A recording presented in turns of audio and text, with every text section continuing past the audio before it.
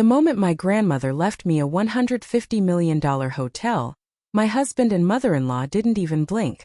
They just said, "Starting tomorrow we'll be running the hotel. If you disagree, expect a divorce." You guys are not going to believe this. Imagine your mother-in-law staring you down, practically sneering. "Tomorrow your husband and I will take over that hotel. You know nothing about business." And then your own husband shouts, "Then we're getting a divorce." All this just moments after your grandmother gave you a $150 million hotel for your birthday. My response? I burst out laughing. That night, my mother-in-law threw me out of the house. But what they didn't know was that my grandmother had a second surprise waiting. One that would leave them absolutely speechless. So picture this. It's my 27th birthday. We're at this super swanky restaurant, the Elysian Garden. Soft piano music, clinking china. The whole luxurious vibe. There's me, Chloe, trying to look composed in my custom suit. Across from me is my husband, Michael, handsome in his designer clothes, but his eyes keep drifting to his phone. Next to him, his mother, Sharon.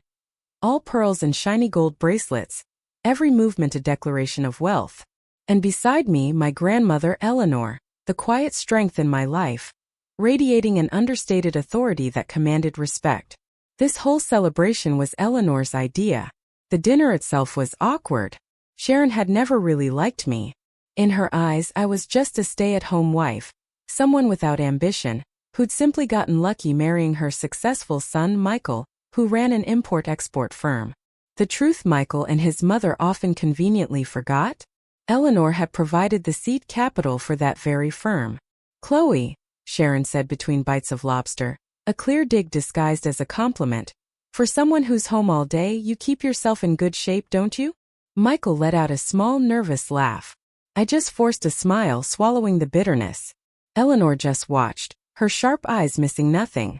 After dessert, Eleanor cleared her throat.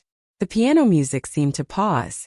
"Today," she announced, her voice quiet but filling the room, "we celebrate my granddaughter Chloe's 27th birthday. It's a special age, an age where a mature woman knows what she wants and is ready to take on great responsibilities." Sharon subtly rolled her eyes. Michael, meanwhile, was beaming, probably expecting an envelope of cash or a new watch. But Eleanor pulled out a deep mahogany leather portfolio. "Chloe, my girl," she said gently, handing it to me across the table. I opened it. Inside were legal documents, deeds, papers. Stamped on the first page. The Eleanor Grand Hotel. "Grandma, what is this?" I whispered, my heart pounding. "Your birthday present," Eleanor said. "It's the new hotel downtown. All in your name. In monetary terms, it's worth about $150 million. Silence fell. A spoon dropping across the room sounded like a gong. I was frozen. $150 million. I looked at the documents, then at my grandmother's face. Tears welled up. This wasn't just a gift. This was insane. I turned to Michael.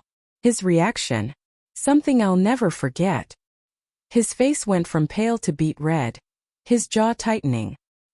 His phone clattered from his hand into his lap, but his eyes weren't on me. They were on his mother.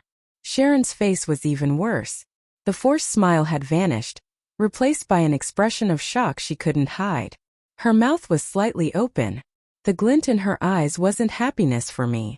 It was pure, unadulterated greed and a personal insult. "Congratulations, Chloe," Sharon whispered hoarsely, the word generous laced with venom. Michael quickly picked up his phone, letting out a forced, unnatural laugh. $150 million. "Ha! Grandma, are you serious? This is incredible, honey." He took my hand, but his grip was cold, too tight, like he was holding a piece of property, not his wife. "Grandma, this is too much. I can't accept it." But Eleanor placed her hand over mine. "You can and you will. It's time you have what you deserve. I trust you." The rest of the dinner was a haze. Sharon and Michael became eerily quiet, exchanging tense whispers. As we left, I hugged Eleanor. I felt safe in her arms, but an inexplicable fear also crept in. "Be careful, my girl," she whispered low for my ears only. "This gift is a test." A test. Grandma knew what was coming. The drive home felt impossibly long. Not a word was spoken. Michael gripped the steering wheel, knuckles white. Sharon sat in the back, lips pressed into a thin, cruel line. I clutched the mahogany portfolio like a shield. Michael, I tried to say. About the hotel. He cut me off, his voice flat and cold. We'll talk at home. We lived in a huge house in an exclusive gated community. Beautiful but never mine. Every piece of furniture, every rule, even my daily schedule, seemed to need Sharon's approval. Michael parked the car. Inside, he said, his tone like a superior giving an order. Sharon didn't retire to her guest suite. She went straight to the main sofa, sitting straight-backed like a queen ready to preside over a trial. Michael stood beside her, arms crossed, staring at me. I was the accused, still clutching the portfolio. Sharon spoke first, her voice raw with undisguised contempt. It's completely insane giving such an expensive toy to a child who knows nothing. The insult hit me hard. Do you think you can do anything with that hotel? You can't even take care of your husband without my help. Michael remained silent. That hotel, Sharon continued, should be a family business. We can't let Chloe, who knows nothing, manage so much money. Michael finally spoke, trying to sound like a wise mediator, but it was obvious whose side he was on. It's true, honey. My mother has more experience. This is for everyone's good. We can expand the hotel. I could leave my job and focus on it. Sharon's eyes gleamed. Good. Tomorrow your husband and I will take over the hotel. I'll be the CFO and Michael will be the CEO. We're family after all. Then she looked at me with pure disdain. You know nothing about business. It's more suitable for you to stay home and receive your monthly allowance. As I listened, a cold anger grew inside me. It wasn't about the hotel anymore. It was about my dignity trampled for years. I remembered Grandma's whisper. This gift is a test. I took a deep breath. I placed the portfolio on the table but didn't let go. I looked Sharon dead in the eye, then shifted my gaze to Michael. Oh, absolutely not, Sharon, I said. My voice was low but firm, clear, unwavering. The room fell silent. They looked stunned. They didn't expect me to fight back. What did you say? Sharon asked, her voice rising an octave. I said no. I repeated louder this time. That hotel is a gift to me. It's in my name, and my grandmother Eleanor gave it to me. I hugged the portfolio to my chest again. I'm the boss now. I make all the decisions. I didn't know where this courage came from, but it felt incredibly liberating. Michael's face turned red with rage. He hadn't expected his docile wife to talk back. How dare you speak to my mother like that, Chloe? He shouted. The money has gone to your head. I'm just defending what's mine, I said calmly. It's my hotel. Michael's anger erupted. The mask of the good, patient husband shattered. Oh, you think you're so important now, the hotel owner? He stepped forward, pointing a finger in my face. Listen to me carefully. If you're going to act like this, if you refuse to be controlled by us, then we're getting a divorce. The threat hung in the air. Michael was sure I'd be scared.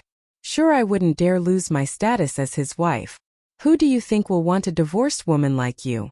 He sneered. The word divorce shocked me. My heart ached, but I didn't cry. Instead, I saw my husband more clearly. This was my value in Michael's eyes. Sharon, seeing me stand still, felt a surge of triumph. She stood up too, her voice dripping with fury. Insolent.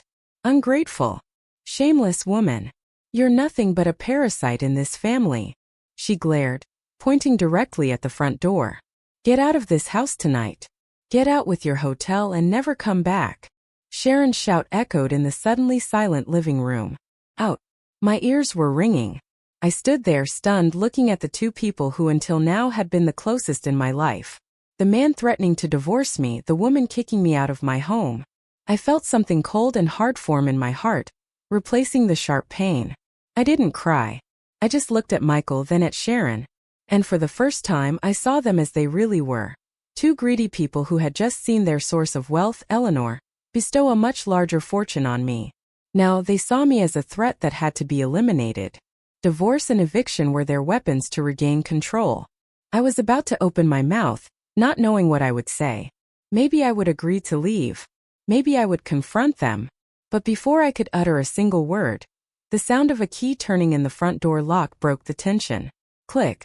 The heavy front door swung open. Michael and Sharon were startled. They expected me to be leaving, not someone coming in. Eleanor stood on the threshold. Behind her, two burly men in black suits, faces expressionless. Eleanor didn't look angry. She looked calm. And that calmness felt much more terrifying than anyone's anger in that room. She walked in, her flats making no noise on the marble floor. "Grandma!" My voice trembled. Sharon, quickly recovering from her surprise, replaced it with a new wave of anger. This was her stage, and Eleanor was interrupting. "Stay out of this, ma'am," Sharon yelled, feeling her authority threatened. "I'm disciplining this shameless daughter-in-law. She dares to talk back to her husband and mother-in-law." Sharon moved towards me, reaching to grab my arm. "And I'm kicking her out of my son's house." Eleanor raised a hand. A small gesture, but enough to make Sharon stop dead. "Disciplining," Eleanor repeated, her voice low but cutting. "Kicking her out?" Eleanor let out a small, dry, humorless laugh. "Sharon, you can't kick the owner out of her own house." The statement hung in the air. Sharon frowned, confused. "What are you talking about, you senile old woman? Of course this house belongs to my son. Michael bought it." Michael, who had been silent, started to sweat. He looked at his mother, at Eleanor, and at me. He knew exactly what Eleanor was about to say. His face was pale. "Grandma, please," Michael whispered, but Eleanor paid him no attention. Her eyes were fixed on Sharon. "Your son Michael's house?" Eleanor said Michael's name and he flinched. "Have you never been honest with your mother? Or have you been living a lie for so long that you've forgotten what the truth is?" Eleanor walked slowly around the luxurious sofa Sharon had chosen. This mansion, this luxurious 3-story house, and this exclusive community. "Sharon, did you ever ask Michael how he managed to put together a $3 million down payment when he had only been working for 2 years?" Sharon was silent, her eyes fixed on Michael, demanding an answer. Michael couldn't look at his mother. "It was a bonus from the company," he said weakly. "A bonus from the company?" Eleanor laughed again. "The company where Michael worked, that successful import-export firm. Sharon, do you know who the real owner of that company is?" Eleanor stopped in front of me, giving her trembling granddaughter a gentle pat on the shoulder. "That company. The luxury car Michael drives every day. And yes, even this house, it was all a wedding gift for Chloe. Long before the hotel. Everything is in Chloe's name." The truth hit Sharon like a freight train. She staggered backward, clutching her chest. "No. It can't be. It's a lie. Tell me she's lying, Michael," she shrieked hysterically. But Michael could only hang his head. His fists were clenched. He couldn't deny it. His entire life of luxury, his pride as a successful man, turned out to be borrowed from his wife's grandmother. He had only been allowed to manage the assets of the wife he had now threatened to divorce. Eleanor looked at Michael coldly. "And you, Michael, you just threatened my granddaughter with divorce and insulted her by calling her a divorce?" Eleanor gestured to one of the men behind her. The man, who turned out to be a lawyer, Mr. Harrison, stepped forward and opened a folder. "What did you think?" Eleanor continued. "That after you threatened her and your mother kicked her out, you could just keep the hotel?" Mr. Harrison cleared his throat. "Mr. Miller, Mrs. Miller, I am Mr. Harrison, the legal representative of Chloe's grandmother, Mrs. Eleanor Vance. The threat of divorce or separation that Mr. Miller just uttered has been heard by more than 2 witnesses in this room. That already has legal standing and can be a solid basis for a divorce filing." Sharon's jaw dropped. "Divorce? Who's talking about divorce? We didn't talk about divorce." Mr. Harrison looked at her expressionlessly. "My client's husband just yelled, 'We're getting a divorce.' My client, Mrs. Chloe Miller, has accepted those words as an intention to divorce." "No," Michael shouted, finally breaking out of his frozen state. "I didn't mean it. I was upset. Chloe, honey, it was an outburst."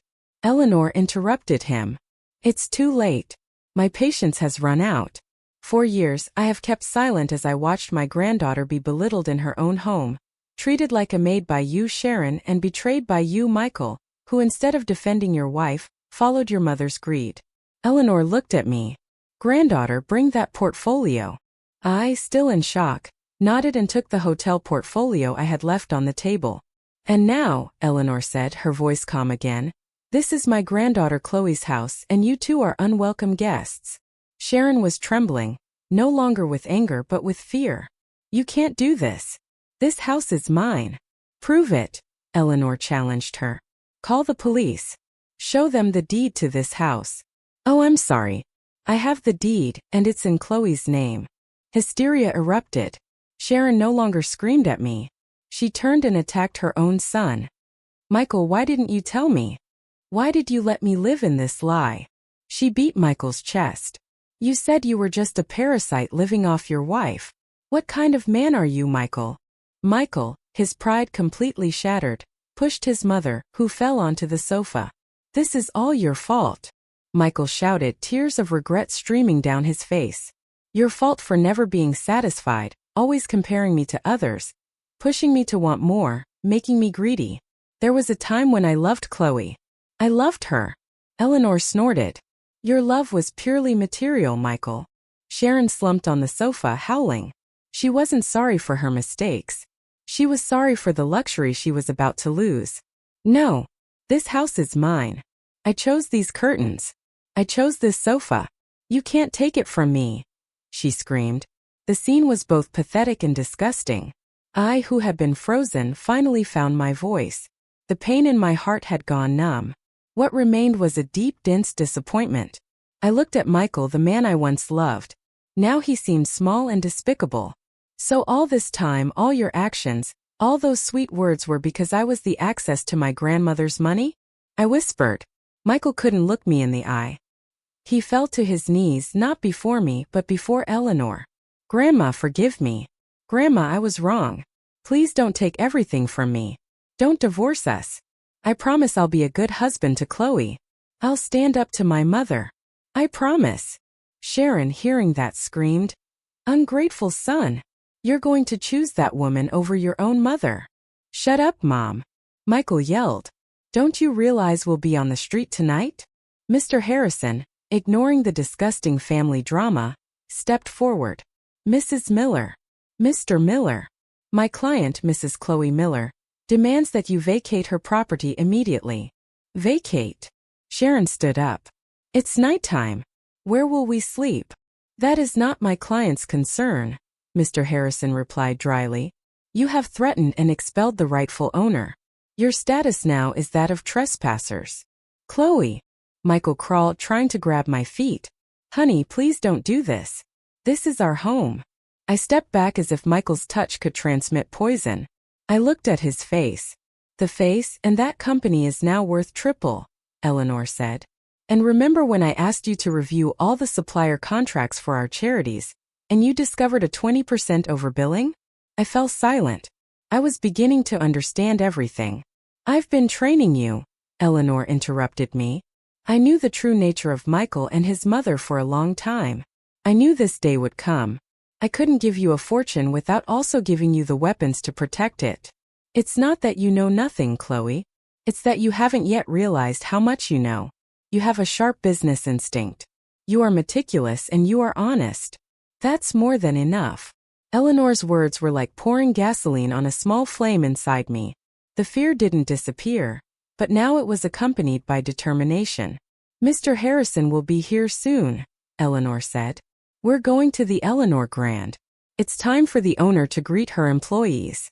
An hour later, a black luxury sedan pulled up in front of the lobby of the Eleanor Grand Hotel. The building was imposing, glass gleaming, reflecting the morning sun. It was the first time I'd seen it up close. My heart pounded. When I walked in, flanked by Eleanor and Mr. Harrison, all the lobby staff bowed respectfully. They had been informed that the new owner was arriving.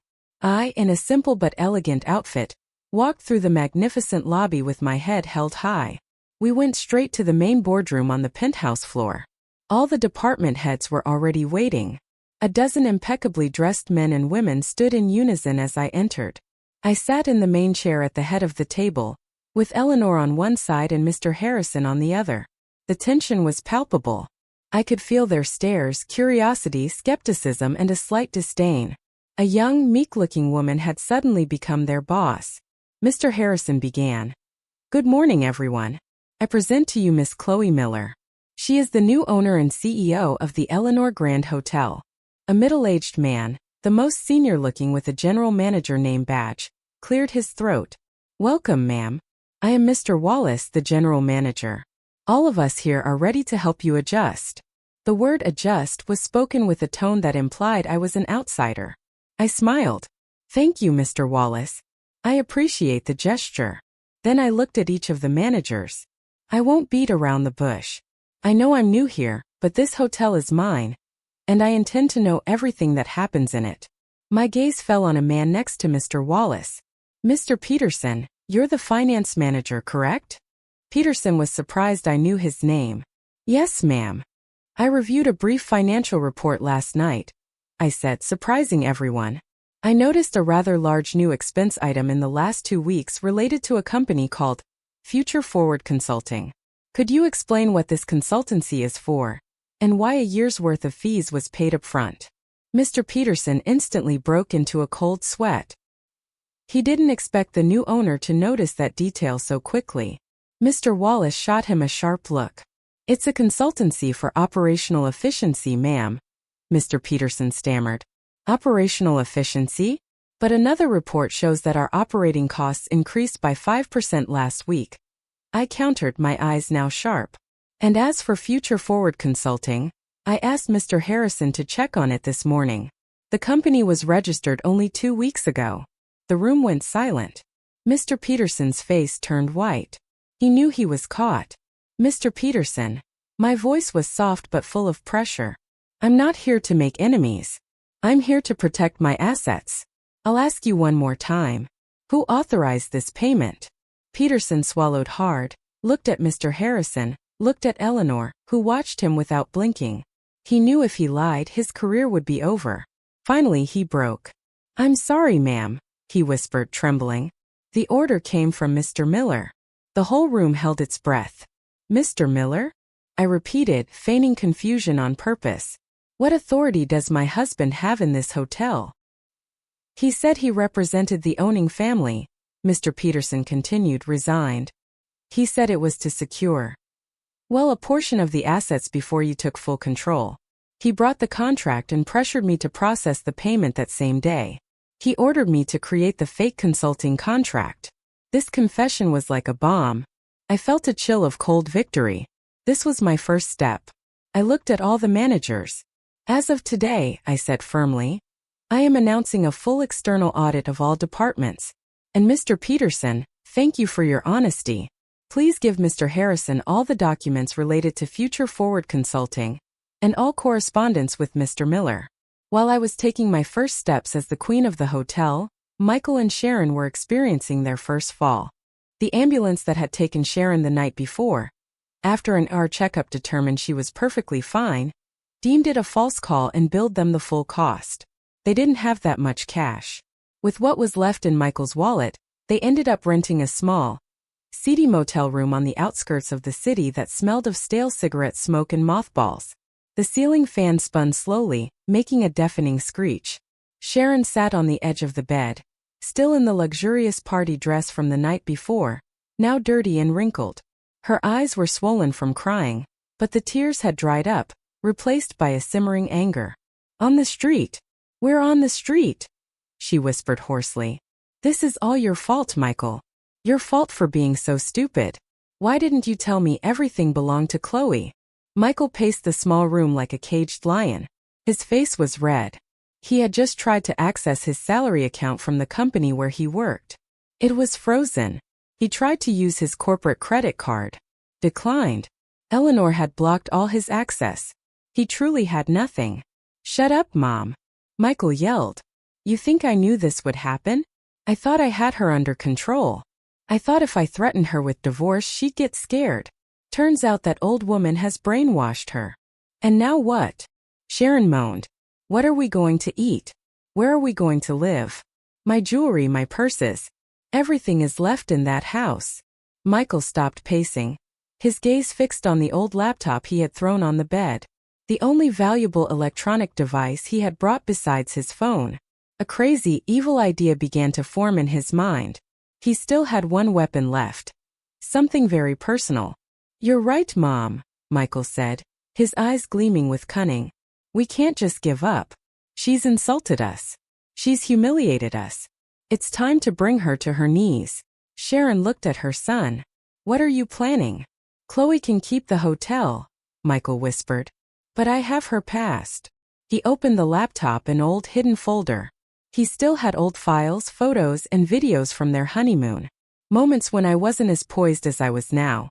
There were photos of me on the beach in tank tops and shorts. Videos of us laughing in the hotel room with my hair down. It wasn't pornographic, but in the public eye, for a woman who was now the CEO of a famous hotel, those photos were a scandal. It was a humiliation that could destroy my reputation. You're her husband, Sharon whispered, her eyes also gleaming. You have the right. Use it. Destroy her. Michael smiled, opened a messaging app, and sent a message directly to my number. You think you've won, don't you? You think you can throw my mother and me out like we're trash? You're very wrong, Chloe. And he attached a photo, a picture of me laughing by the pool with my hair down. I have many photos from our vacations. Photos that show what a CEO's wife is really like. I'm sure your new managers would love to see this. Transfer 50% of the hotel's value to my new account in 24 hours, or everyone will see what a hypocrite you are. He pressed send. Michael leaned back, feeling victorious. He was sure I would be scared. He was sure I would do anything to protect my image. In the penthouse of the Eleanor Grand Hotel, I had just finished a marathon meeting with the audit team. I was tired but satisfied. My phone buzzed. I opened it, thinking it was from Eleanor. My gaze froze on the screen, the photo, the memory, and the blackmail message beneath it. I felt my stomach churn. Nausea rose in my throat.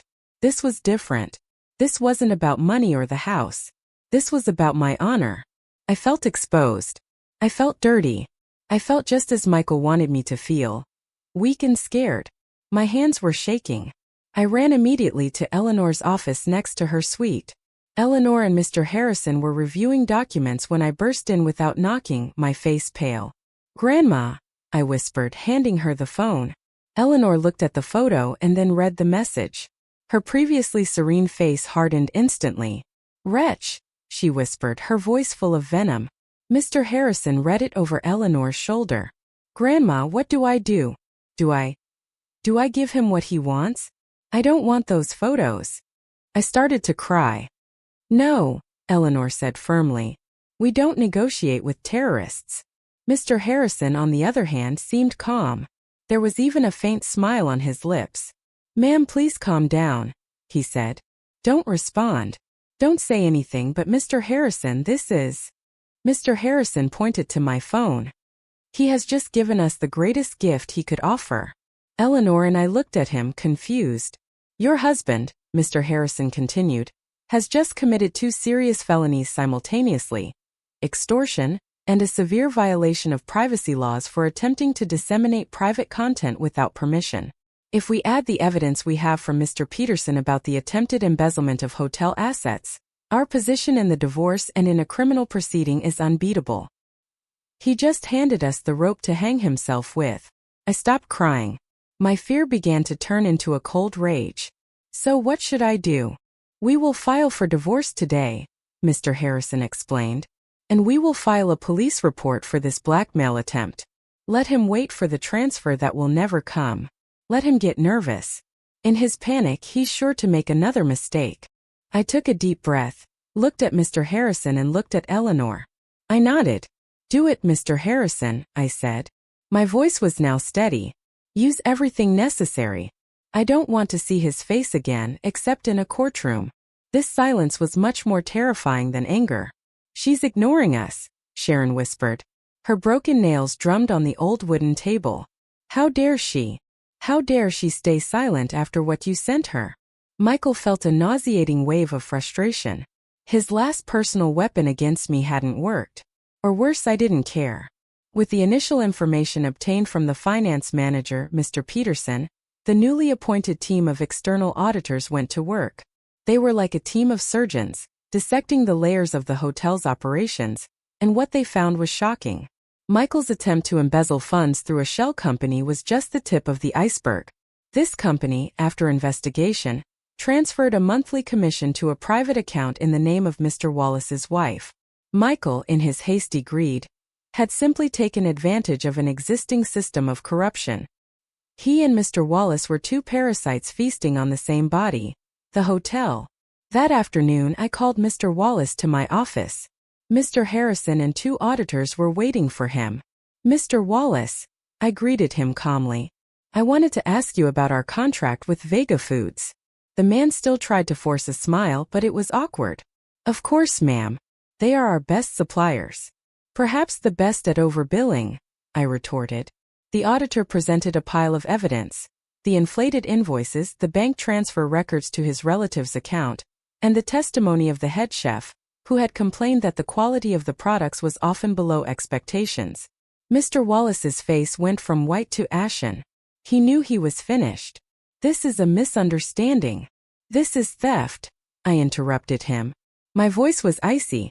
"Mr. Wallace, you are terminated, effective immediately and without severance. Mr. Harrison will proceed with a criminal complaint for embezzlement of company funds. Hand over your access card." Mr. Wallace slumped in his chair. His downfall, so swift and decisive, sent a message throughout the hotel. The old era was over. Meanwhile, in the seedy motel room, time continued to pass. The 24 hours were up. Michael, in a fit of blind rage, made his second fatal mistake. "She thinks I'm kidding," he growled. He opened a new anonymous social media account. He posted one photo from his collection. The photo was blurry, showing only my back with slightly damp hair. He added a caption: "Curious to see the real face of the CEO of the Eleanor Grand Hotel. This is just the beginning." And he tagged the location of the Eleanor Grand Hotel. "Your time is up, Chloe. Get ready to be famous." He sent a new message to me attaching the link to the account, but he didn't know that Eleanor's digital security team was waiting for him. Within minutes, the account was mass-reported and suspended by the platform. The photo disappeared before almost anyone could see it.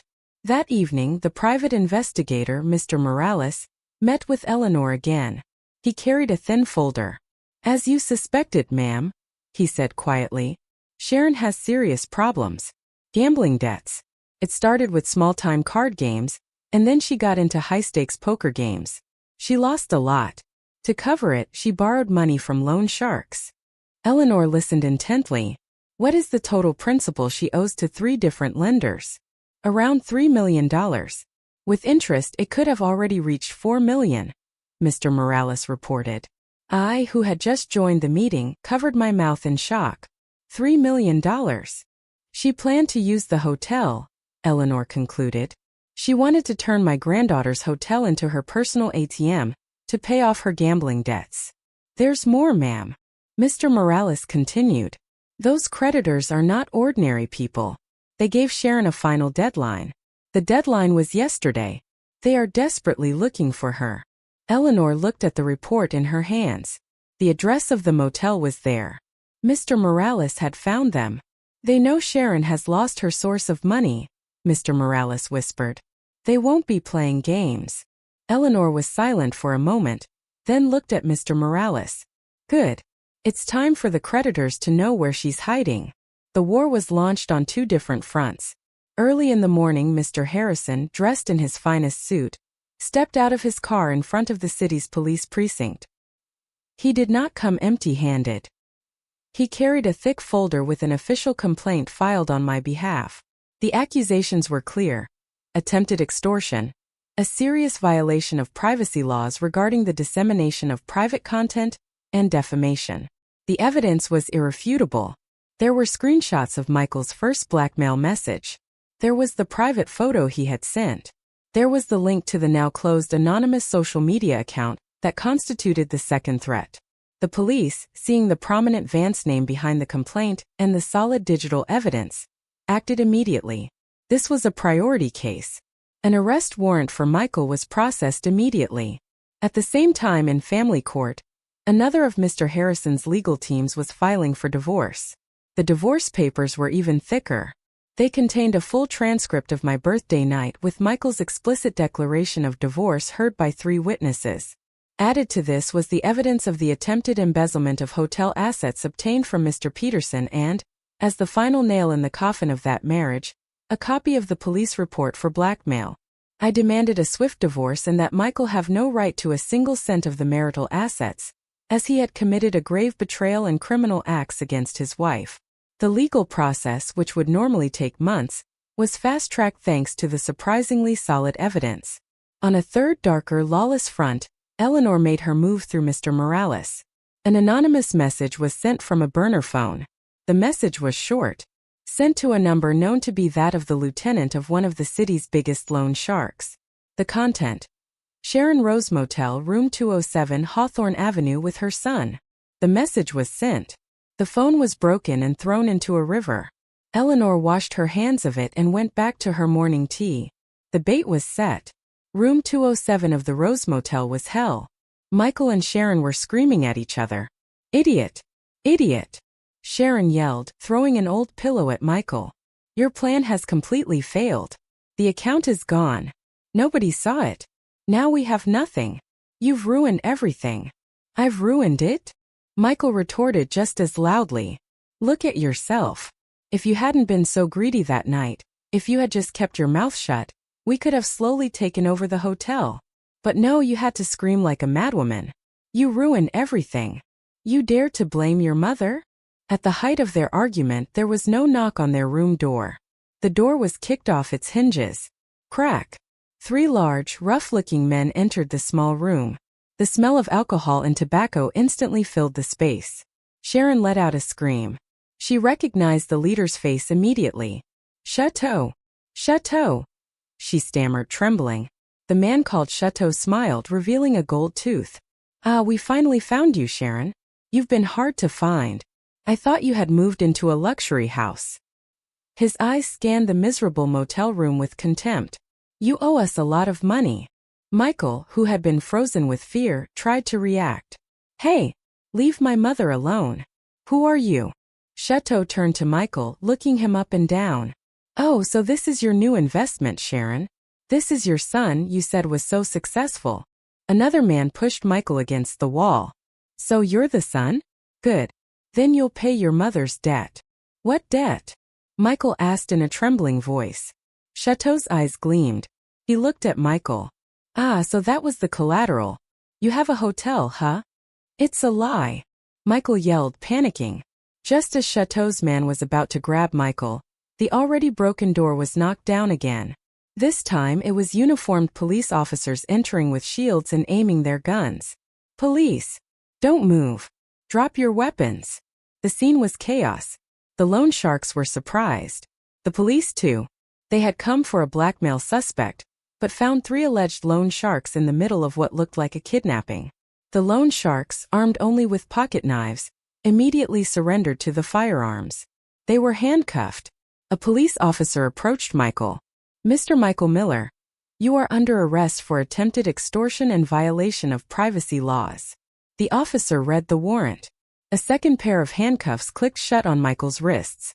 Michael looked desperately at his mother, who was now being questioned by another officer about her connection to the loan shark gang. She looked back at him with empty eyes. "Michael," Sharon moaned, "this is all your fault." Michael's anger and despair exploded. "It's your greed that has ruined us." Sharon didn't get angry hearing that. She just laughed. A dry, hoarse, desperate laugh. "Ruined? Yes, Michael, we're ruined." The news broke that same afternoon. Family drama at the Eleanor Grand. Husband arrested for blackmail. Mother with $1 million debts to loan sharks. Karma was served cold to the public. The divorce trial was a public spectacle. Since the news of Michael's arrest broke, the media had relentlessly focused on the Miller family drama. Journalists crowded the family courtyard. Their cameras, like a flock of vultures, competed for a photo. I arrived promptly at 9 a.m. I didn't hide behind sunglasses or masks. I got out of my car, dressed in an impeccable ivory pantsuit, and I walked with my head held high through the crowd. At my side were a serene Eleanor and Mr. Harrison with a thick briefcase. I did not lower my head. My eyes looked straight ahead, past the dazzling camera flashes and the shouts of journalists chanting my name.